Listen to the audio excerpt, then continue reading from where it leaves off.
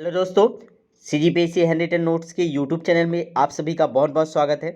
चलिएगा, हमारे marathon class जो MCQ की शुरुआत हो गई है। आपको अब MCQ हम लोग जो मैराथन क्लास कराएंगे वो उसी फॉर्मेट में होंगे जैसे आपके एग्ज़ाम में आते हैं। ठीक है, तो 30 क्वेश्चन का सेट करके हम लोग मैराथन को अपने आगे बढ़ाएंगे। तो उसी सीरीज में सबसे पहला हम लोग ले रहे हैं, आप लोग के जैसे इसमें से आया था उसी हिसाब से सबसे पहले ले रहे हैं हम लोग बाल विकास एवं शिक्षा शास्त्र के। तो पहला पार्ट में आपके एग्जाम में रहता है, तो सबसे पहले इसको लेते हैं। इसको भी 30 क्वेश्चन करेंगे आगे। इस टॉपिक के बाल विकास के पूरे एग्जाम पैटर्न पे होंगे। नए क्वेश्चन का भरपूर आपको देखने को मिलेंगे। आपका दिमाग चकराने वाला है, तैयार हो जाइए। नए क्वेश्चन देख के आपका दिमाग चकराने वाला, सर ये तो हम लोग पढ़े ही नहीं। तो बिल्कुल एग्जाम में आपको ऐसे ही क्वेश्चन देखने को मिलते हैं, तो उसी की प्रैक्टिस करना है ताकि आपका एग्जाम में दिमाग मत चकराए। ठीक है, तो चलिएगा स्टार्ट हो जाइएगा। आप लोग भी पेन कॉपी भी रख लीजिएगा, जो क्वेश्चन नए लगेंगे। ठीक है, आपको लगेगा कुछ इसमें का लिखना पड़े तो एक पेज रख लीजिए, केवल एक पेज में लिखते जाइएगा। ठीक है, और नीचे देखिए शेयर का बटन है, वहाँ से शेयर कर दीजिए ताकि ज़्यादा से ज़्यादा लोग जुड़ जाएं और लाइव टेस्ट दें, ताकि मज़ा आए आपको भी और हमें भी। ठीक है, और ये क्लास लंबा बनने वाला है तो अंतिम तक देखिएगा, बीच में छोड़ोगे तो गड़बड़ हो जाएगा। ठीक है, बीच में क्लास को मत छोड़िएगा, पूरा देख लीजिएगा, क्योंकि सिलेक्शन लेना है तो एक बार आपको मौका मिलता है, तो पूरा अंतिम तक देखिएगा क्लास को। चलेगा, स्टार्ट करेंगे, तो चलते हैं। शेयर कर दीजिए आप लोग एक बार पहले, नॉन स्टॉप बिना रुके चलेंगे हम लोग, बीच में नहीं रुकेंगे। तो एक बार आप लोग शेयर करके आ जाइए ताकि ज़्यादा लोग आए। अपने व्हाट्सअप स्टेटस में शेयर कीजिए, जो हमारे स्टूडेंट हैं उनका स्टेटस दिखता है। चलेगा, क्वेश्चन आपके स्क्रीन पर लगा देते हैं, जैसे एग्जाम में आता है उसी पैटर्न में पूरा इसको कलेक्शन बनाया गया है। देखिएगा, सबसे पहला क्वेश्चन आपको स्क्रीन पर दिखाई दे रहा होगा। चलेगा, बड़ा कर दिए। सबसे पहला क्वेश्चन आपको स्क्रीन पे दिखाई दे रहा है। पहला क्वेश्चन, निम्नलिखित में कौन सी शिक्षा मनोविज्ञान में अध्ययन की मनोभौतिकी विधि नहीं है? ठीक है, क्या पूछा? मनोभौतिकी विधि नहीं है बोला, मतलब तीन क्या है मनोभौतिकी विधि, एक कौन सा नहीं है? पहला ऑप्शन है न्यूनतम परिवर्तन की विधि अथवा सीमा की विधि, दूसरा स्थिर उद्दीपक की विधि, औसत तथा माध्य त्रुटि की विधि, और चौथा ऑप्शन है व्यक्तिगत अभिवृद्धि में परिमार्जी। तो अब आपको क्या करना है, सबसे पहले आप लोग नीचे देखिए लाइव चैट का ऑप्शन दिखाई दे रहा होगा। अगर लाइव देख रहे हैं आप तो लाइव चैट ऑन कर लीजिए, उसमें आंसर देते जाइएगा। ठीक है, चलिएगा, क्या होगा इसका सही आंसर? लाइव चैट ऑन कर लीजिए, कमेंट बॉक्स में नहीं, लाइव चैट ऑन कर लीजिए। अभी लाइव चल रहा है तो लाइव में आप लोग आंसर देते जाइए लाइव चैट में। सबसे पहले क्या होगा इसका आंसर, देखिएगा मनोभौतिकी विधि क्या होता है, सबसे पहले इसको ध्यान दीजिएगा। तो हम लोग क्या क्या सुने, हम लोग पढ़े स्थिर उद्दीपक का विधि पढ़े हैं हम लोग, औसत माध्य त्रुटि विधि पढ़े हैं, व्यक्तिगत विधि में परिमार्जीय भी पढ़े। तो हम लोग तो ये तो नहीं पढ़े न्यूनतम परिवर्तन की विधि, तो इसका सही आंसर हो जाएगा ऑप्शन नंबर ए। ठीक है, ये मनोवैज्ञानिक विधि नहीं है, ध्यान रखिएगा आप लोग। शिक्षा मनोविज्ञान बालकों के मानसिक शारीरिक नैतिक क्षमताओं जो क्षमताएं होती है, कौन कौन सी क्षमताएं होती है, जो मानसिक शारीरिक व नैतिक क्षमताओं को निर्धारित करके तदनुसार उचित शिक्षा व्यवस्था करने में सहायता पहुंचा रहे, उसी को हम लोग मनोभौतिकी विधि कहते हैं। इस चीज़ को याद रखिएगा। ठीक है, चलिएगा अगला क्वेश्चन लेते हैं, धीरे धीरे आगे क्लियर होते जाएगा। नए क्वेश्चनों का भरपूर आपको कलेक्शन मिलेगा ताकि आप एग्जाम के लिए परफेक्ट तैयार हो सके। चलेगा, दिखाई दे रहा है क्वेश्चन। दूसरा क्वेश्चन है, एक अंग्रेजी के अध्यापक ने अपने विद्यार्थियों को पढ़ाते समय कैट का बहुवचन कैट्स, हाउस का बहुवचन हाउसेस, पेन का बहुवचन पेन्स, और उसी क्रम में माउस का बहु तो विद्यार्थी बताने लगेंगे। तो विद्यार्थी ने माउस का बहुवचन माउसेस बना दिया। पहले उन्होंने टीचर का सुना, टीचर बताया उनको कैट का बहुवचन कैट्स, हाउस का बहुवचन हाउसेस, पेन का बहुवचन पेन्स। तो विद्यार्थी फिर अगला पूछे माउस का क्या होगा, तो विद्यार्थी ने बोला माउसेस। या किस प्रकार के अधिगम स्थानांतरण का उदाहरण है, बताइएगा? धनात्मक अंतरण हुआ, ऋणात्मक अंतरण हुआ, शून्य अंतरण हुआ, या लंबवत अंतरण हुआ? मोस्ट इंपॉर्टेंट क्वेश्चन है, ऐसे ही क्वेश्चन आपको देखने को मिलते हैं। चलिएगा, इसका आंसर दे दीजिए लाइव चैट में, शानदार तरीके से देखेंगे। तो देखिए, जो टीचर पहले क्या उनको बताया कि कैट का कैट्स होता है, हाउस का हाउसेस होता है, पेन का पेन्स होता है, उसी के बाद विद्यार्थियों को पूछा माउस से क्या होगा, तो माउसेस बोला। एकदम परफेक्ट जैसा वो बताना चाहा था वैसा बताया, ठीक है। सही गलत को मत जाइए। अभी ये बताना चाहे टीचर जो सिखाना चाहता है उसका प्रभाव कैसे पड़ा, तो ये धनात्मक अंतरण के अंतर्गत आता है। जो टीचर उनको सिखाया उसी पैटर्न में उन्होंने अगला पैटर्न को बना दिया, ठीक है। ये धनात्मक स्थान। अगर बच्चे इसको जानबूझ के माउसेज नहीं बोल के माउस या कुछ भी बोलते तो केस में आ जाता है ऋणात्मक अंतर। अगर बच्चे जानबूझ के गलती करते, यहाँ पे लिखा था बच्चे ने जानबूझ कर गलत बताया, तो क्या हो जाता, जानबूझ के गलत करते तो वो हो जाता ऋणात्मक अंतर। लेकिन जैसे टीचर बता रहा था कैट का कैट्स, हाउस का हाउसेस, उसी प्रकार ये बना के बताया तो ये क्या होगा, धनात्मक अंतरण के अंतर्गत आएगा, ठीक है। चलेगा, अगला क्वेश्चन देखेंगे। क्वेश्चन नंबर तीसरा आपके स्क्रीन पर शो हो रहा है। निम्नलिखित में कौन सा अधिगम के धनात्मक स्थानांतरण का प्रकार नहीं है। अभी एक आपको सिखाया उसी प्रकार बताइएगा, धनात्मक स्थानांतरण का कौन सा प्रकार नहीं है। पार्श्व स्थानांतरण, क्रमिक स्थानांतरण, क्षैतिज स्थानांतरण, शून्य स्थानांतरण। इनमें से चारों में से कौन सा धनात्मक का स्थानांतरण नहीं। तीन क्या है, धनात्मक है, एक ऋणात्मक है, तो उसको बताइएगा। तो देखिए, जो पार्श्व स्थानांतरण ये भी धनात्मक हो जाता है, क्रमिक भी धनात्मक होगा, क्षैतिज भी। लेकिन जो शून्य स्थानांतरण बोलो कहाँ धनात्मक होगा, अपने आप में क्वेश्चन का आंसर है, शून्य स्थानांतरण हो रहा है। तो जो शून्य स्थानांतरण होता है अधिगम के धनात्मक स्थानांतरण का प्रकार नहीं है, ठीक है। आपके जो पार्श्व स्थानांतरण हो गया, क्रमिक स्थानांतरण हो गया एवं क्षैतिज स्थानांतरण, ये धनात्मक स्थानांतरण के प्रतीक माने जाते हैं, ठीक है। ध्यान रखिएगा इसको।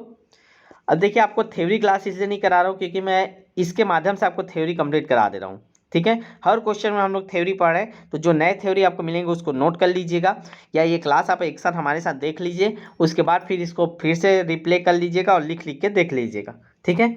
इसीलिए आपको क्वेश्चन के फॉर्म में हम लोग आपको करा रहे हैं। अंतिम तक बने रहिएगा, बहुत सारे आपको नए फैक्ट मिलेंगे बाल विकास के लिए। अगला क्वेश्चन चौथा, निम्नलिखित में कौन सा एडलर द्वारा प्रदत्त व्यक्तिगत विकास हेतु जीवन शैली का प्रकार नहीं है। आलसी टाइप, शासकीय टाइप, तिल तिकड़मी टाइप, बच कर निकल जाने वाला। तो कौन सा व्यक्तित्व विकास हेतु जीवन शैली का प्रकार नहीं पूछा है। ये भी अच्छा क्वेश्चन है, बिना पढ़े आप इसको नहीं बता सकते। क्या होगा इसका सही आंसर, ऑप्शन नंबर बी, शासकीय टाइप। क्या होगा इसका आंसर, शासकीय टाइप ये नहीं है बोला है, ठीक है। देखिए, एडलर ने क्या बताया था, जो आलसीपन होता है, तिकड़मी होते हैं एवं बच के निकल जाने वाली जैसी वाली प्रवृत्ति होती है, ये मानव जीवन शैली की विशेषताएं हैं। ये सारे विशिष्ट गुण व्यक्तित्व विकास का हिस्सा बन जाता है, ठीक है। ये भी हिस्सा है, भले ही आलसीपन आपको लगे निगेटिव व्यक्तित्व है, लेकिन ये भी क्या उनकी विशेषता है। ये सभी क्या है, गुण वातावरण या सामाजिक परिस्थिति के कारण विकसित होते हैं, ठीक है। ऐसी स्थिति में अधिगम प्रक्रिया में जड़त्व आ जाती है। जड़त्व के सिद्धांत पढ़े हो। लेकिन जो शासकीय टाइप अधिगम के कारण विकसित नहीं होता, जिसे जीवन का हिस्सा नहीं मान सकते हम लोग, ठीक है। तो इसका सही आंसर ऑप्शन नंबर बी। ने अगर किसी क्वेश्चन में आपको डाउट होगा तो कमेंट करके बता दीजिएगा, ठीक है। चलेगा, पांचवा क्वेश्चन पे ध्यान देते हैं। ये हमारा पांचवा क्वेश्चन स्क्रीन पे दिखाई दे रहा है। मूरे मूरे द्वारा प्रतिपादित प्रासंगिक अंतर्बोध परीक्षण। तो देखिए, पहला क्वेश्चन आपका यही आपका बन जाएगा। मूरे का कौन सा परीक्षण दिया था, तो प्रासंगिक अंतर्बोध परीक्षण, याद करते जाइए अच्छे से। मूरे द्वारा प्रतिपादित प्रासंगिक अंतर्बोध परीक्षण व्यक्तित्व के किस सिद्धांत से संबंधित है। शील गुण सिद्धांत, शील गुण प्रकार सिद्धांत, मनोविश्लेषणात्मक सिद्धांत। तो आप लोग पढ़े होंगे मूरे के बारे में, तो चलिए बताइए तो देखते हैं कितने लोग का सही होता है। लाइव चैट में नीचे आंसर दीजिए या कमेंट बॉक्स में दीजिए। देखिए, तो कौन सा इससे संबंधित है, तो देखिए, मूरे द्वारा जो प्रतिपादित प्रासंगिक अंतर्बोध परीक्षण व्यक्तित्व के मनोविश्लेषण सिद्धांत से संबंधित है। तो ऑप्शन नंबर डी हो जाएगा, मनोविश्लेषणात्मक सिद्धांत से संबंधित है। देखिए, व्यक्तित्व के विकास में इसे महत्वपूर्ण परीक्षण माना गया था। किसको, प्रासंगिक अंतर्बोध परीक्षण को। प्रासंगिक अंतर्बोध का तात्पर्य क्या होता है, तो इसका तात्पर्य है व्यक्तित्व का अध्ययन करना। प्रासंगिक अंतर्बोध परीक्षण, इसका मतलब क्या है, तो जो हमारे व्यक्तित्व है इसका अध्ययन करना, व्यक्तित्व का अध्ययन करना।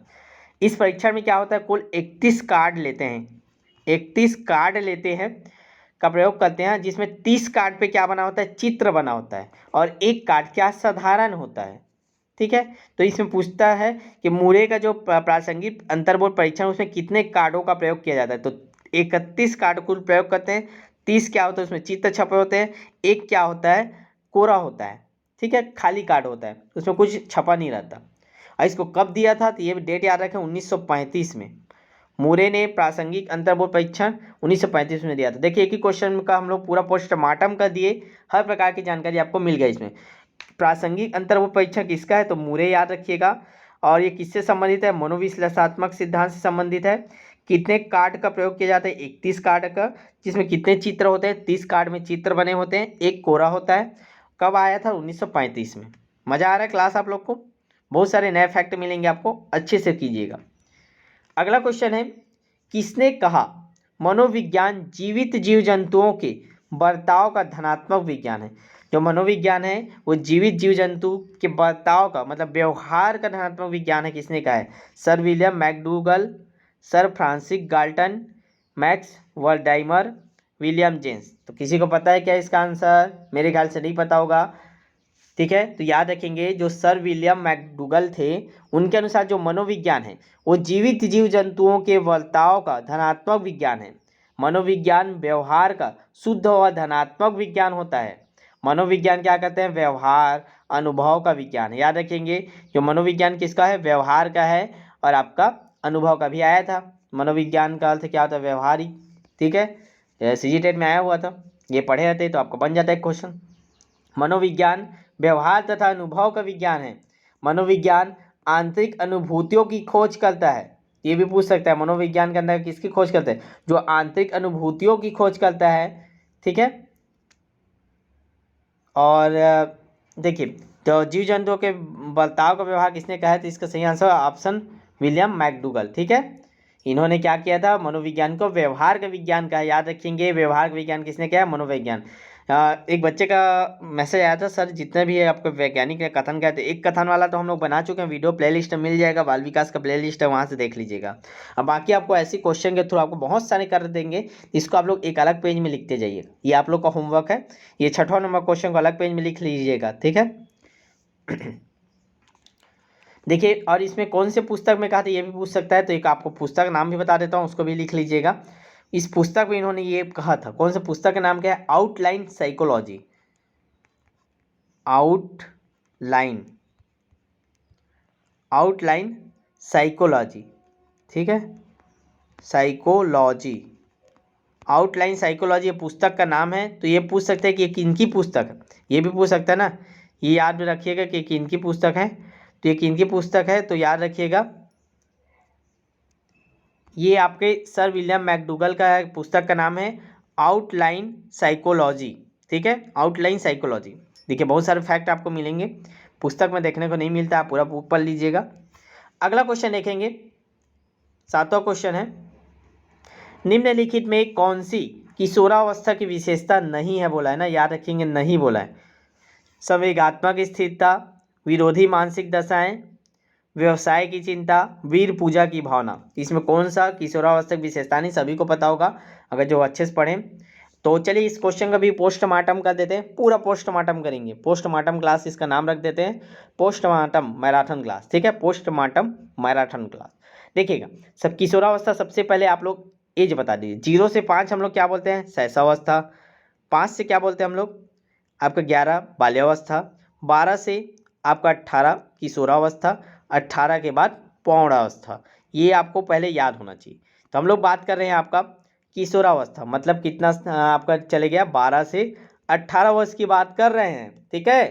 तो 12 से 18 वर्ष की अवस्था क्या कहलाती है, किशोरावस्था।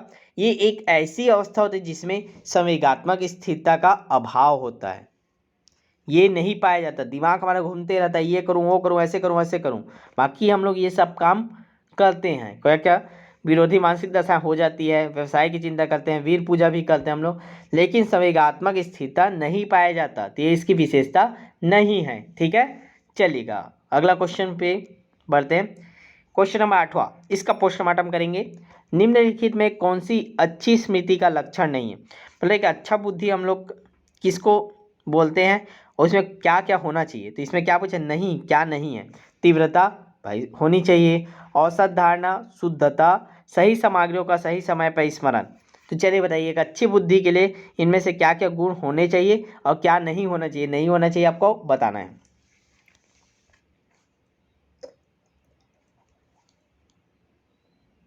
देखिए, इस क्वेश्चन का आंसर को आप पहले समझिए। एक अच्छी स्मृति के लक्षणों में अनेक प्रवृत्तियां पाई जाती हैं। शिक्षा मनोवैज्ञानिकों के अनुसार सोचना है आपको ना। शिक्षा मनोवैज्ञानिकों ने अच्छी स्मृति की कुछ विशेषताओं का वर्णन किया है। इनके प्रमुख लक्षण या विशेषताएं क्या है तो ध्यान रखेंगे। तीव्रता, यथार्थकता, ठीक है, सीखे गए विषय को लंबे समय तक धारण करना, सही सामग्री का सही समय पर उपयोग करना, अधिक मात्रा में विषय वस्तु को धारण करना। औसत धारणा इसके लक्षण में शामिल नहीं है। इसका सही आंसर हो जाएगा ऑप्शन नंबर बी, औसत धारणा इसके लक्षण में शामिल नहीं है। ठीक है, तो इसका सही आंसर औसत धारणा। बाकी आपका शुद्धता, तीव्रता और सही सामग्रियों का सही समय पे याद करना, ये अच्छी ही बात है अच्छी सामग्री के लिए। चलेगा, नेक्स्ट क्वेश्चन को पोस्टमार्टम करने के लिए तैयार हो जाइए। अच्छा क्वेश्चन है। निम्नलिखित में कौन सी किशोरावस्था की सही विशेषता नहीं है? फिर से किशोरावस्था मतलब आप लोग बार बार बोला करें, 12 से 18 वर्ष के बच्चों को लेकर सोचिएगा। किशोरावस्था बाल्यावस्था और वयस्क अवस्था के बीच की परिवर्ती अवस्था है। किशोरावस्था में एक अस्पष्ट वैयक्तिक स्थिति होती है। किशोरावस्था वयस्क अवस्था की दहलीज होती है। किशोरावस्था वास्तविकताओं का समय होता है। 1 नंबर क्वेश्चन है, दिमाग आपका फेल होने वाला है। चलेगा, आप लोग पहले पोस्टमार्टम कीजिए इस क्वेश्चन का।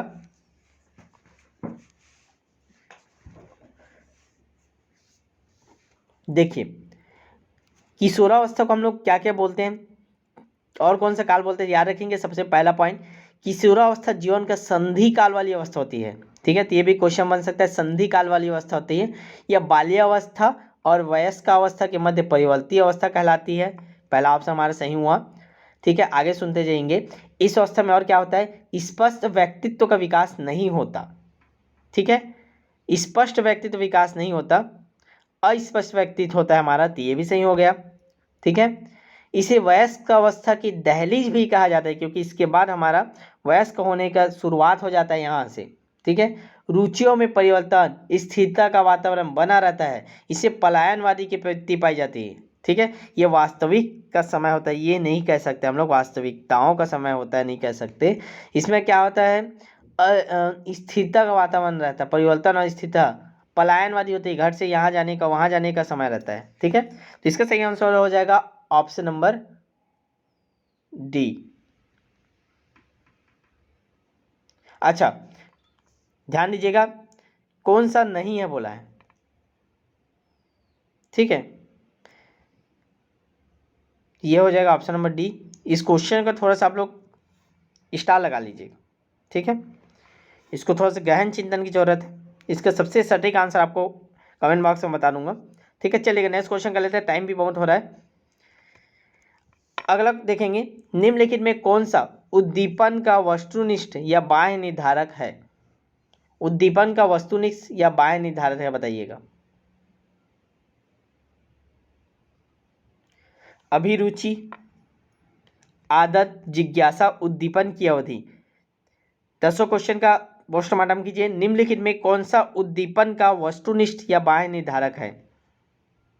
उद्दीपन बोल रहे हैं ना, याद रखिएगा। देखिए, मनोवैज्ञानिकों ने इंद्रियों द्वारा किए जाने योग्य किसी भी परिवर्तन को उद्दीपन कहते हैं।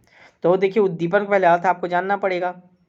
तो उद्दीपन मनोवैज्ञानिक जो होते हैं उन लोग किसको उद्दीपन बोले, तो इंद्रियों द्वारा किए जाने योग्य किसी भी परिवर्तन को उद्दीपन कहते हैं। अभिरुचि, आदत, जिज्ञासा, ये ऐसे कारक है जो उद्दीपन के आंतरिक कारक माने जाते हैं। कौन कौन सा? अभिरुचि, आदत, जिज्ञासा, ये आंतरिक कारण है। ठीक है, आंतरिक कारण, आंतरिक कारण। और जो उद्दीपन की अवधि ये बाह्य कारक है। तो हमारा क्वेश्चन में क्या पूछा गया था? क्वेश्चन में हमको पूछा गया था बाह्य कारक पूछा गया था। ठीक है, क्वेश्चन में हमको क्या पूछा गया था? बाह्य कारक पूछा गया था, बाह्य कारक। तो इसका सही आंसर क्या हो जाएगा? इसका सही आंसर हो जाएगा आप लोग का ऑप्शन नंबर डी। ठीक है, तो ये तीनों याद रखिएगा। आंतरिक कारक कौन कौन सा है? तो अभिरुचि, आदत, जिज्ञासा। चलेगा, बिना रुके हम लोग क्लास कर रहे हैं। क्वेश्चन नंबर 11 देखेंगे। निम्नलिखित में कौन सा मूल्यों की दृष्टि से, मूल्य की दृष्टि से इनमें से कौन सा स्प्रेंजर द्वारा दिया गया व्यक्तित्व का प्रकार नहीं है? एक नया नाम मिला आपको मनोवैज्ञानिक का, लिख के रख लीजिएगा, स्प्रेंजर। द्वारा दिया गया व्यक्तित्व का प्रकार नहीं है? सैद्धांतिक, आर्थिक, कलात्मक, सुडोल काय। तो कौन से व्यक्तित्व का प्रकार नहीं है, बताइएगा आप लोग। तो इसका सही आंसर हो जाएगा ऑप्शन नंबर डी, सुडोल काय। इन्होंने नहीं बताया था, बाकी सैद्धांतिक, कलात्मक, आर्थिक इन सब की बात इन्होंने किया था। ठीक है, चलेगा आगे बढ़े। देखिए ये क्या पूछा, व्यक्तित्व प्रकार पूछा था। जो सुडोल क्या होता है, ये लक्षण को बताता है व्यक्तित्व का, एकदम उसका शरीर सुडोल है। तो ये प्रकार नहीं, ये लक्षण में आ जाएगा, इसीलिए आंसर डी हुआ है, लक्षण आता है। ठीक है, लक्षण पूछता तो ये आ जाएगा। अगला क्वेश्चन लिखते हैं, क्वेश्चन नंबर 12 है, पियाजे के संज्ञानात्मक विकास के सिद्धांत के अनुसार ज्ञान का आधारभूत निर्माण खंड कहलाता है। जो ज्ञान का आधारभूत निर्माण खंड क्या कहलाता है, पियाजे के अनुसार है, इंपॉर्टेंट है, स्कीमा, आत्मसातकरण, समाविष्टीकरण, संतुलीकरण। ध्यान से एक बार और क्वेश्चन को पढ़िएगा, अभी इससे रिलेटेड क्वेश्चन आपको सीजीटेट में आया हुआ था। पियाजे के संज्ञानात्मक विकास, तो याद रखिएगा संज्ञानात्मक विकास किसने दिया है, पियाजे। क्वेश्चन ये बन गया। उनके अनुसार ज्ञान का आधारभूत निर्माण खंड बोला है, खंड छोटा हिस्सा क्या कहलाता है। चलिए कमेंट कीजिए कमेंट बॉक्स में, या फिर आप लाइव चैट में कीजिए, आपके सारे कमेंट हम लोग देख रहे हैं। देखिए जो पियाजे ने संज्ञानात्मक विकास के सिद्धांत के अनुसार ज्ञान का आधारभूत निर्माण खंड स्कीमा कहलाता है, स्कीमा। याद रखेंगे ऑप्शन नंबर ए। पियाजे के अनुसार संज्ञानात्मक व मानसिक विकास निरंतर चलने वाली प्रक्रिया है। बालकों का मानसिक विकास धीरे धीरे एक सोपान के अनुरूप होता है, इसीलिए स्कीमा आएगा इसका आंसर। चलिएगा नेक्स्ट क्वेश्चन लेंगे, क्वेश्चन नंबर 13, आत्मसंप्रत्यय। देखिए अंतिम तक बने रहिएगा, समय ज़्यादा लग रहा है, लेकिन ऐसे क्वेश्चन आपको कराने जो डायरेक्ट आपको एग्जाम में देखने मिलेगा। ठीक है, नए क्वेश्चन का प्रैक्टिस आपको करवा रहे हैं, तो समय लग सकता है, क्योंकि हम लोग इसका पोस्टमार्टम कर रहे हैं। तो अंतिम तक बने रहिएगा, बीच में मत छोड़िएगा। एक बार लाइक कर दीजिए, और शेयर नहीं किए होंगे शेयर कर दीजिए। 1 मिनट का पानी पी लेता हूँ मैं भी, कहीं जाइएगा मत, अंतिम तक बने रहिएगा। चलिएगा शेयर कर दीजिए आप लोग एक बार। 13वां क्वेश्चन है, आत्मसंप्रत्यय के आधार पर क्या होते हैं सामाजिक भूमिकाएं, शरीर प्रतिमा, ए और बी, या इनमें से कोई नहीं। देखिए आपको यूट्यूब में लाखों क्लासेस मिल जाएंगी, लेकिन जो एग्जाम ओरिएंटेड क्लासेस होते रहते हैं वो बहुत कम लोग करते हैं। बाकी लोग क्या करते हैं, कहीं से बुक से फटाक से उठा दिए, 20 क्वेश्चन 30 क्वेश्चन करा लिए, निकल लिए। लेकिन एग्जाम ओरिएंटेड जो आपके एग्जाम में काम है, ऐसे क्वेश्चन कराने वाले बहुत कम लोग होते हैं। तो ये क्लास अंतिम तक देखिएगा, ये क्वेश्चन आपके एग्जाम में डायरेक्ट आने वाले क्वेश्चन हैं। आत्मसंप्रत्यय के तात्पर्य क्या होता है, तो देखिए आत्मसंप्रत्यय के तात्पर्य क्या होता है, आत्मचिंतन भी बोलते हैं उसको। इसको पहले और क्या क्या बोलते हैं, आत्मचिंतन बोलते हैं, आत्मरक्षा बोलते हैं, आत्ममूल्यांकन बोलते हैं, आत्मप्रत्यक्षीकरण भी बोलते हैं। ठीक है, तो इसका सही आंसर आप लोग क्या बताने वाले हैं, बताइए इतने में से क्या के ये आ रहा है। तो देखिए सामाजिक भूमिकाएं भी इसमें इंपॉर्टेंट है, शरीर की प्रतिमा भी। तो ऑप्शन नंबर सी हो जाएगा, ए और बी दोनों।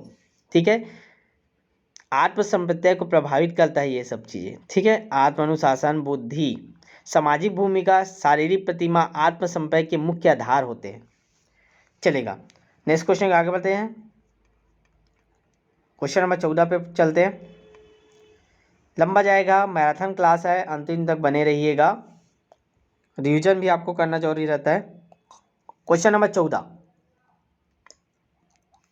निम्नलिखित में कौन सी प्रेरक के मापन हेतु अप्रत्यक्ष विधि है। देखिए प्रेरक को मापना है, ठीक है, अप्रत्यक्ष विधि पूरा, डायरेक्ट हम लोग नहीं नापेंगे, अप्रत्यक्ष रूप से। वाक्य पूर्ति तकनीक, प्रश्नावली, चेकलिस्ट, साक्षात्कार। तो अप्रत्यक्ष रूप में हम लोग कैसे अपने प्रेरक, किसी के प्रेरक को नाप सकते हैं, कमेंट कीजिए। देखिए समय वेस्ट ना करते हैं, जल्दी जल्दी आंसर पे बढ़ते हैं।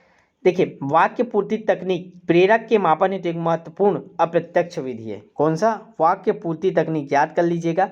जो वाक्य पूर्ति तकनीक है प्रेरक के मापन हेतु एक महत्वपूर्ण अप्रत्यक्ष विधि है। प्रेरक प्राणी के अंदर की वे शारीरिक तथा मानसिक दशाएं हैं जो विशिष्ट प्रकार की प्रक्रिया करने हेतु प्रेरित करती है। कोई विशेष प्रकार क्रिया करने में उनको जो प्रेरणा मिल जाती है, नहीं करना चाहिए करना चाहिए, यही क्या होती है, हमारा प्रेरक होता है। ये जन्मजात होता है, अर्जित होता है, मनोवैज्ञानिक भी होता है, सामाजिक भी होता है, स्वाभाविक भी होता है, कृत्रिम, अनेक प्रकार के प्रेरक आपको देखने को मिलेंगे। ठीक है, तो ये जन्मजात भी होता है, अर्जित भी होता है, याद रखिएगा। ठीक है, तो इसका सही आंसर हो जाएगा ऑप्शन नंबर ए, वाक्य पूर्ति तकनीक। ठीक, चलिएगा नेक्स्ट क्वेश्चन को आगे बढ़ते हैं। क्वेश्चन नंबर 15 आपकी स्क्रीन पे शो हो रहा होगा। कौन से मनोवैज्ञानिक ने अपनी पुस्तक हेरिडिटी जीनियस, देखिए पुस्तक का नाम, पुस्तक आपको मैं बार बार बोला था इसीलिए एक पुस्तक का नाम अभी आपको बताया हूँ मैं, उसको रिवाइज कर लीजिएगा, नोट्स जरूर बना लीजिएगा। कौन से मनोवैज्ञानिक ने अपनी पुस्तक हेरिडिटीज जीनियस में व्यक्तित्व विभेद का वैज्ञानिक ढंग से विवेचना प्रस्तुत किया है? तो किसकी बुक है ये आपको बताना है। Allport, Bigge and Hunt, Jean पियाजे, सर फ्रांसिस गाल्टन। तो इसका सही आंसर हो जाएगा option number D, sir Francis Galton. देखिए जो सर फ्रांसिस गाल्टन ने अपनी पुस्तक हेरिडिटरी जीनियस में व्यक्तित्व विभेद का वैज्ञानिक ढंग से पूरा विवेचना प्रस्तुत किए थे। स्किनर के अनुसार व्यक्तित्व विभिन्नताओं से हमारा तात्पर्य, देखिए व्यक्तित्व विभिन्नता क्या होता है ये भी आपको जानना पड़ेगा, व्यक्तित्व विभेद। ठीक है, तो स्किनर ने इसको समझाया था कि व्यक्तित्व विभिन्नता से हमारा तात्पर्य व्यक्तित्व के उन सभी पहलुओं से है जिसका संबंध मापन और मूल्यांकन से है। व्यक्तित्व विभेद के अनेक कारक होते हैं, ये अगला क्वेश्चन बन सकता है आपको, व्यक्तित्व विभेद के अंतर्गत क्या क्या कारण हो सकते हैं। भाषा भी हो सकता है, लिंग, बुद्धि, शारीरिक विकास, धार्मिक, जाति, परिवार, समुदाय, समय, ये सारे आपके व्यक्तित्व विभेद के कारण हो सकते हैं। क्या क्या एक बार और सुनिए, क्वेश्चन बनता है बनेगा, भाषा, लिंग, बुद्धि, शारीरिक विकास, धार्मिक, जाति, परिवार, समुदाय और संवेग, इतना आपके व्यक्तित्व विभेद के कारण हो सकते हैं। चलेगा अगला क्वेश्चन क्या बोलते हैं, क्वेश्चन नंबर 16 देखेंगे। 16 वर्ष की आयु तक मानसिक मस्तिष्क का भार लगभग कितना होता है? 16 साल के बच्चे का जो मस्तिष्क होता है कितना वजन होता है उसका? 750 से 900, 1200 से 1400, 1000 से 1200, 800 से 1000। जब तक आपको इसका आंसर नहीं पता रहेगा आप इसमें तुक्का नहीं मार सकते। ऐसे क्वेश्चन को आपको फैक्ट पता रहेगा तभी हल कीजिएगा। देखिए जो 16 वर्ष की आयु तक के मस्तिष्क का भार लगभग 1000 ग्राम से 1200 ग्राम होता है। ठीक है, तो ऑप्शन नंबर सी हो जाएगा। यह अवस्था किशोरावस्था कहलाती है, तो ये भी याद रखिएगा, यहाँ 16 वर्ष ना बोल के आपको बोल देगा किशोरावस्था में, तो भी आपको ये याद होना चाहिए। ठीक है, किशोरावस्था में कितना होता है बोल के पूछ सकता है, तो याद रखिएगा 1000 से 1200 होता है हमारे दिमाग का भार। ठीक है, इसको और क्या क्या बोलते हैं, इसको संधि काल की अवस्था भी कहते हैं किशोरावस्था को। इसमें क्या होता है, जो शारीरिक परिवर्तन एकदम तेजी से होता है, इस अवस्था में अनुशासन, सामाजिक नियंत्रण का भाव विकसित होता है। इस अवस्था को अधिक जटिल अवस्था भी कहा जाता है। तो याद रखिएगा, आपको हर क्वेश्चन में 10 फैक्ट मैं कम से कम बता रहा हूँ। क्या क्या कहते हैं हम लोग किशोरावस्था को, तो जटिल अवस्था कहते हैं, अनुशासन की अवस्था, सामाजिक नियंत्रण की अवस्था, जीवन का संधि काल कहते हैं। ठीक है, और भार कितना हो, 1000 से 1200। अंतिम तक बने रहिए, कोई भी बीच मत छोड़िएगा। अगला क्वेश्चन, निम्नलिखित में कौन सा थार्नडाइक द्वारा प्रत्यक्ष अधिगम का गौण या सहायक नियम नहीं है? तो आपको मैं बताया था 5 और 3 8 आपको नियम बताया था, 5 मुख्य है। ठीक है, और बाकी क्या है आपका 3 मुख्य, 5 आपका गौण सहायक था। तत्परता का नियम, अभ्यास का नियम, मानसिक वृत्ति का नियम, प्रभाव का नियम। इसमें एक कौन है थार्नडाइक का नियम, कौन सा नहीं है? तो आपको देखते साथ समझ में आ रहा होगा, मानसिक वृत्ति का नियम नहीं पढ़ते, बाकी तत्परता का नियम, अभ्यास के नियम, प्रभाव के नियम, ये सब तीनों हम लोग पढ़ते हैं। तो ऑप्शन नंबर हो जाएगा सी। चलेगा नेक्स्ट क्वेश्चन, क्वेश्चन नंबर 18 है, उन ज्ञान अथवा कौशलों का गठन जिन्हें विद्यार्थियों को अनुदेशन के बाद सीख जाना चाहिए क्या कहलाता है? विषय वस्तु विश्लेषण, व्यक्तिगत शिक्षा कार्यक्रम, अनुदेशात्मक उद्देश्य या सामान्य लक्ष्य? बताइए क्या होगा इसका सही आंसर? ऑप्शन नंबर ए, विषय वस्तु विश्लेषण। देखिए उन ज्ञान या कौशलों का कथन जिन्हें विद्यार्थियों को अनुदेशन के बाद सीख जाना चाहिए विषय वस्तु विश्लेषण कहलाते हैं। अब ध्यान दीजिएगा, जो विषय वस्तु विश्लेषण के अंतर्गत किसी विषय के संदर्भ में विस्तृत ज्ञान का अध्ययन किया जाता है। ठीक है, विस्तृत ज्ञान का अध्ययन किया जाता है। अनुदेशन का तात्पर्य क्या होता है इसको भी समझ लेते हैं। तो देखिए अनुदेशन का तात्पर्य होता है आज्ञा देना या ज्ञान देना। ज्ञान को हम एक सुझाव के रूप में ग्रहण करते हैं। ज्ञान के विस्तार से कौशल का विकास होता है, अतः दोनों एक दूसरे के पर्याय माने जाते हैं, पूरक माने जाते हैं। ठीक है, तो इसका सही आंसर हो जाएगा ऑप्शन नंबर ए, विषय वस्तु विश्लेषण। अगला क्वेश्चन देखते हैं, क्वेश्चन नंबर 19, काफी लंबा चौड़ा क्वेश्चन है, मोस्ट अच्छा क्वेश्चन है, ध्यान दीजिएगा। निम्नलिखित में कौन सी विकास की सही विशेषता नहीं है? विकास की कौन सी सही विशेषता नहीं बताना है। विकास में परिवर्तन होता है, प्रारंभिक विकास परवर्ती होता है से अधिक महत्वपूर्ण होता है। प्रारंभिक विकास परवर्ती विकास मतलब जो बाद के विकास से जो पहले वाला विकास ये ज़्यादा इंपॉर्टेंट होता है, मतलब इसको ज़्यादा इंपॉर्टेंट बता रहा है।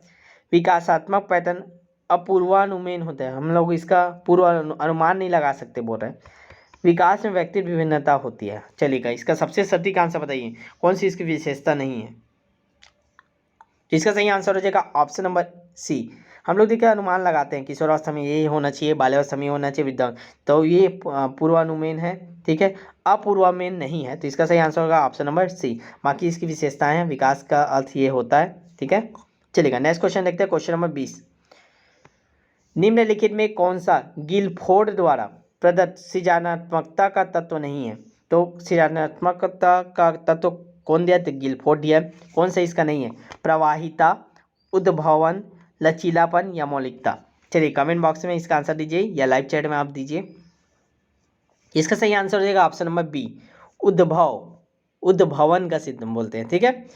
देखिए जो गिलफोर्ड द्वारा प्रदत्त सृजनात्मकता संबंधित तत्वों में प्रवाहिता, लचीलापन, मौलिकता इत्यादि को शामिल किया जाता है, इसमें उद्भवन को शामिल नहीं किया जाता। अब ध्यान दीजिएगा, जो सृजनात्मकता मानसिकता विकास की अवस्थी को दर्शाता है, ठीक है, जो अवस्थिति को दर्शाता है, कौन सा, सृजनात्मकता। इससे मनुष्य की क्रियाशीलता के बारे में पता चलता है, ठीक। नेक्स्ट क्वेश्चन देखेंगे, मोस्ट इंपॉर्टेंट क्वेश्चन है क्वेश्चन नंबर 21। निम्नलिखित में कौन सी उन्मुखता कोहल वर्ग के द्वारा दिए गए नैतिक विकास सिद्धांत, ये इंपॉर्टेंट बन गया क्वेश्चन आपका। नैतिक विकास सिद्धांत बार बार आपको हर क्वेश्चन में रिवाइज होगा। नैतिक विकास का सिद्धांत किसने दिया है, कोहल वर्ग के द्वारा दिया गया है, ठीक है। कोहल वर्ग का सिद्धांत के उत्तर रूढ़िगत स्तर के अंतर्गत आती है। कौन सा आता है बताइएगा, द्वंद्व व आज्ञाकारिता, सामाजिक अनुबंधन, उत्तम लड़का या अच्छी लड़की, कानून और सामाजिक व्यवस्था। चलिए इसका आंसर दीजिए आप कमेंट बॉक्स में। इसका सही आंसर हो जाएगा ऑप्शन नंबर बी, सामाजिक अनुबंधन, ठीक है। सामाजिक अनुबंधन कोहल वर्ग के द्वारा दिए गए नैतिक विकास के सिद्धांत की उत्तर रूढ़िगत स्तर के अंतर्गत आता है, याद रखिएगा। तो रूढ़िगत स्तर के अंतर्गत कौन सा आता है, सामाजिक अनुबंधन, ठीक है। चलिएगा नेक्स्ट क्वेश्चन को बढ़ते हैं आगे, क्वेश्चन नंबर 22 देखेंगे। चलेगा 22वां क्वेश्चन आपके सामने स्क्रीन पे है। निम्नलिखित में कौन सा समायोजन का प्रत्यक्ष तरीका है। समायोजन, किसी के सामने हमको समायोजन करना है तो उसका प्रत्यक्ष तरीका क्या है, दमन, प्रतिगमन, प्रत्याहार या आज्ञाकारिता या युक्तिकरण। प्रत्यक्ष रूप से आपको किसी के सामने सामंजस्य स्थापित करना है, समायोजन करना है तो कौन सा अच्छा है। दमन करोगे तो लड़ाई हो जाएगा, प्रतिगमन करोगे तो विपरीत हो जाएगा। तो इसका सही आंसर क्या होगा, आप लोग कमेंट कीजिए। इसका सही आंसर है ऑप्शन नंबर सी, प्रत्याहार एवं आज्ञाकारिता, ठीक है। प्रत्यक्ष रूप से आप किसी के सामने आज्ञाकारिता करेंगे तब वो क्या होगा, समायोजन होगा, ठीक है। क्वेश्चन नंबर 23 की ओर आगे बढ़ते हैं। अच्छा क्वेश्चन है, ध्यान से पढ़िएगा, दिमाग घुमाने वाला क्वेश्चन है। पूर्व ज्ञान के रूपांतरण, संगठन, पुनर्संगठन के द्वारा ज्ञान की रचना की जाती है। क्या क्या, पूरे ज्ञान जो हम लोग पहले से जानते हैं, बच्चे को उसको पूछते हैं। पूरे ज्ञान के रूपांतरण, संगठन, पुनर्संगठन के द्वारा ज्ञान का रचना की जाती है। यह निम्नांकित में से किसके दृष्टिकोण की सर्वोत्तम व्याख्या है। पियाजे ने दिया है, वाइगोत्स्की, फ्रायर, बंडूरा। बताइए, मोस्ट इंपॉर्टेंट क्वेश्चन है। ऐसे क्वेश्चन आपको देखने मिलेंगे, नए क्वेश्चन जो आपके बुक में नहीं दिए होते, ठीक है। कितना भी पढ़ के जाओ नया क्वेश्चन लगता है, इसलिए अंतिम तक देखिएगा, ठीक है, पूरा देखिएगा। और जिन लोग भी अभी तक रजिस्ट्रेशन नहीं करा, हमारे बैच में जरूर रजिस्ट्रेशन करा ले। ऐसे ही नए क्वेश्चनों का सेट आपको टेस्ट में करवा रहे हैं हम लोग, ठीक है। तो उसका केवल अभी आपका वर्ग 3 का 499 है और वर्ग 2 का 699 है। 1200 रुपये में कंप्लीट तैयारी है आप लोग का, तो बैच जरूर ज्वाइन कीजिए, ठीक है। प्रयोगशाला का भी आपका बैच चला 299 में, वो भी देख लीजिए। जितने लोग 12वीं पास है सारे लोग उसका भी ज्वाइन कर लीजिए। बार बार आपको बोल रहा हूँ, आप एक भी पोस्ट अगर आपके हिस्से में है तो आपको अलग से ज़्यादा तैयार नहीं करना है, आप मौका मत चूकिए। बार बार बोल रहा हूँ, प्रयोगशाला का बैच सभी लोग ज्वाइन कर लीजिए, जितने लोग सहायक शिक्षक की तैयारी कर रहे हैं, क्योंकि उसका भी ऑप्शन है। तो ऑप्शन पेपर अलग दिन होता है ना, तो उसका एक पेपर दिलाने का ऑप्शन रहेगा, तो उसका भी तैयारी आपका साथ ही साथ टेस्ट के माध्यम से हो जाएगा, अलग से पढ़ने की जरूरत नहीं पड़ेगा। चलिए इसका सही आंसर बता दीजिएगा आप लोग क्या होगा। इसका सही आंसर हो जाएगा आप लोग का, बताइए, आप लोग बताएंगे कि मैं बताऊँ। इसका सही आंसर ऑप्शन नंबर ए प्याजे का है, याद रखेंगे प्याजे। ठीक है, 23 का क्या हो जाएगा प्याजे। चलेगा, नेक्स्ट क्वेश्चन देखेंगे। क्वेश्चन नंबर 24 नाम वाले सारे क्वेश्चन को डाले हैं। एरिक्सन के अनुसार व्यक्तित्व विकास की 5वीं अवस्था कौन सी है? चलिएगा बताइएगा। एरिक्सन के अनुसार व्यक्तित्व विकास की 5वीं अवस्था परिश्रम प्रियता बनाम हीनता, पहचान बनाम भूमिका, प्रामाणिकता बनाम विलगन, उत्पादनशीलता बनाम स्थिरता। तो आप लोग का एक होमवर्क देता हूँ, चलिए आपको पता चलेगा आपके बुक में ये सारी चीज़ें मिलता है कि नहीं। आप लोग जो एरिक्सन के अनुसार व्यक्तित्व विकास की 5वां अवस्था को आप लोग नीचे कमेंट बॉक्स में क्लास खत्म होने के बाद लिखेंगे, पहला दूसरा तीसरा करके 5वां अवस्था को आप खोजिए किसी भी बुक में, उसके बाद लिखिएगा। ठीक है, तो उसी में का जो 5वीं अवस्था कौन सी आप बता दीजिए। तो सिर्फ 5वीं अवस्था कौन सी है? तो इसका सही आंसर ऑप्शन नंबर बी पहचान बनाम भूमिका संभ्रांति। ठीक है, चलेगा नेक्स्ट क्वेश्चन देखिए, मोस्ट इंपॉर्टेंट क्वेश्चन है क्वेश्चन नंबर 25। रोसा स्याही धब्बा परीक्षण में कितने कार्ड उपयोग में लाए जाते हैं? एक कार्ड वाला आपको बताया हूँ, उसको भी याद रखिएगा।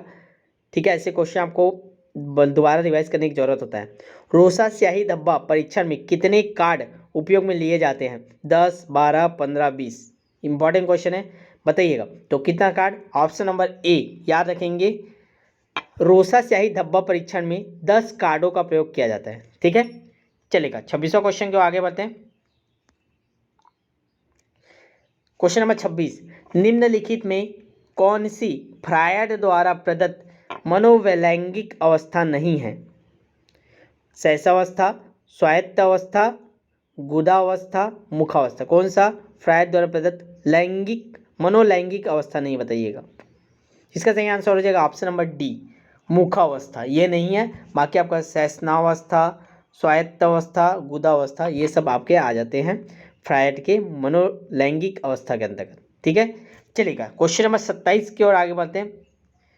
निम्नलिखित में कौन सा माध्यम मानसिकता मंदता बालकों का बुद्धि लब्धि प्रसार है? मानसिक मध्यम मानसिक मंदता, बीच वाला पूछ रहा है। ठीक है, 52 से 67, 36 से 51 वर्ष, 20 से 35, 20 से नीचे, ये बुद्धि लब्धि का प्रकार पूछा है, बताइएगा कितना बुद्धि लब्धि वाला माध्यम मानसिक मंदता के अंतर्गत आते हैं। इसका सही आंसर हो जाएगा ऑप्शन नंबर बी 36 से 51। याद रखेंगे 36 से 51 बुद्धि लब्धि वाले माध्यम मानसिक मंदता के अंतर्गत आते हैं। चलेगा next question, question number 28 screen पर शो ही हो रहा हो। निम्नलिखित में कौन सा संप्रत्यय बंडूरा के सामाजिक अधिगम सिद्धांत से संबंधित नहीं है? तो सामाजिक अधिगम सिद्धांत किसने दिया? बंडूरा। सामाजिक अधिगम सिद्धांत किसने दिया? बंडूरा। 3 बार बोलिए, याद कीजिए। सामाजिक अधिगम सिद्धांत किसने दिया? बंडूरा। उससे संबंधित कौन कौन सा है, कौन सा नहीं, ये बताना है। मॉडलिंग, अनुकूलन, अनुकरण, अवलोकनात्मक अधिगम। ठीक है, तो आप लोग ध्यान दीजिएगा, लाइक कर दीजिए एक बार और शेयर जरूर करना है आपको क्लास को। अगर नेक्स्ट मैराथन क्लास है इसी प्रकार तो आपको शेयर भी करना पड़ेगा। ठीक है, इसका सही आंसर हो जाएगा ऑप्शन नंबर बी अनुकूलन। ठीक है, अनुकूलन याद रखिएगा, ये आपके बंडूरा के सामाजिक अधिगम सिद्धांत संबंधित नहीं, बाकी आपको मॉडलिंग, अनुकरण और अवलोकनात्मक अधिगम ये तीनों आपके संबंधित है। ठीक है, चलेगा नेक्स्ट क्वेश्चन, क्वेश्चन नंबर 29 आज का सेकेंड लास्ट। निम्नलिखित में कौन सी जुंग द्वारा प्रदत्त अंतर्मुखी चिंतन प्रकार व्यक्तित्व की विशेषता नहीं है? जुंग द्वारा प्रदत्त, एक नया नाम मिला आपको, जुंग। मनोवैज्ञानिक का नाम क्या है? जुंग। इसने क्या दिया था? अंतर्मुखी चिंतन। ठीक है, का प्रकार का व्यक्तित्व की विशेषता क्या नहीं बोला है? तो आत्मकेंद्रीकरण, आशावादी, अपने स्वयं के बौद्धिक कामकाज में मग्न, तथ्यों के आधार पर सिद्धांतों का साथ देने वाला। चलिएगा बताइए इसका सही आंसर क्या होगा?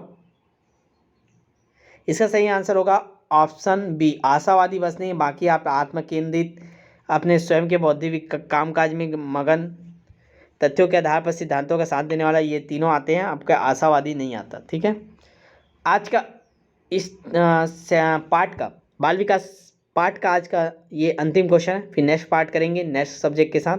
ठीक है, चलेगा क्वेश्चन नंबर 30 पढ़ते हैं। सेल्डन ने शारीरिक गठन के आधार पर श्रेणीकरण को मानते हुए प्रबल एंडोमॉर्फ व्यक्तित्व का श्रेणी अनुपात क्या बताया है? मोस्ट इंपॉर्टेंट क्वेश्चन है, आपको ऐसे क्वेश्चन नहीं मिलते हैं बुक में। ठीक है, तो इसको अच्छे से पढ़िएगा। सेल्डन ने दिया था, तो उसके अनुसार क्या है श्रेणी अनुपात, इसको याद कर लीजिए, डायरेक्ट याद कर लीजिए फैक्ट के साथ।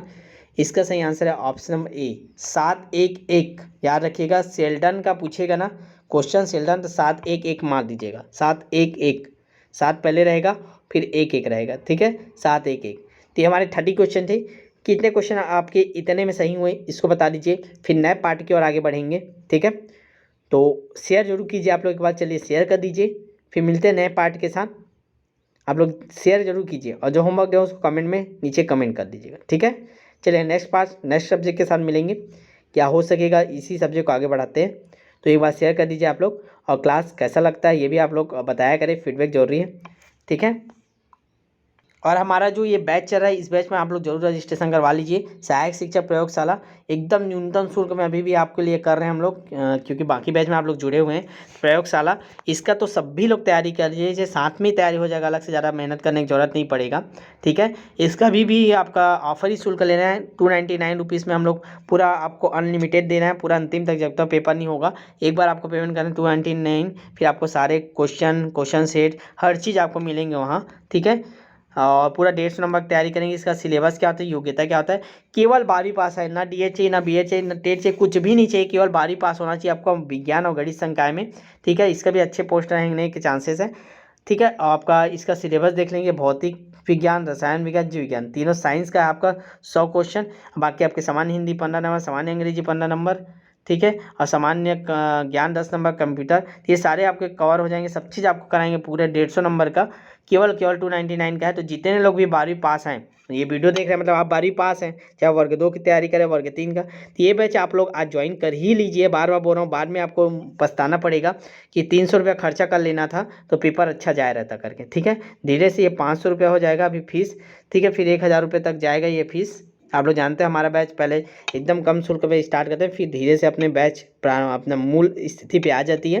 तो इस चीज़ को पछताना मत पड़े, केवल एक बार मौका है, उसे में आपको पछताना पड़ जाएगा कि 300 रुपये बस खर्च कर देना था।